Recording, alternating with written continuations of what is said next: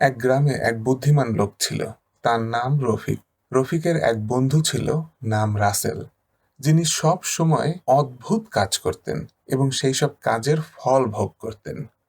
একদিন রাসেল ঠিক করল যে সে নারিকেল গাছের ফ্রেশ ডাবের পানি খাবে।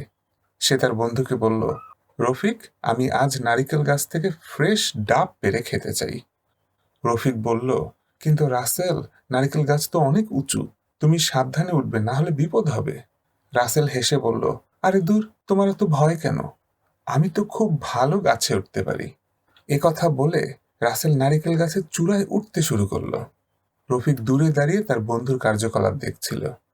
রাসেল গাছের চূড়ায় উঠে যেই একটা ডাব ছিঁড়তে গেল, হঠাৎ করে তার হাত ফসকে গাছ থেকে পড়ে গেল।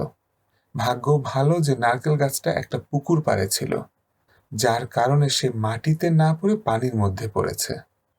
রফিক হাসতে হাসতে বলল, দেখলে, আমি বলেছিলাম না সাবধানে উঠতে? এখন তুমি শিখেছ, সব সময় সাবধানতা অবলম্বন করতে হয়।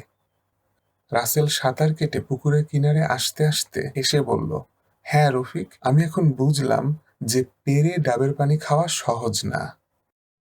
ছোট্ট বন্ধুরা, বলো তো এই গল্পে তোমরা কি শিখেছ? ঠিক বলেছ, এই গল্পের শিক্ষাটি হলো যে কোনো কাজ করতে গেলে সতর্কতা ও বুদ্ধির প্রয়োজন। শুধুমাত্র সাহস থাকলেই হবে না, সাথে সাথে সাবধানতা ও বুদ্ধিও থাকতে হবে। তোমরা অনেক মনোযোগী, মাশাআল্লাহ।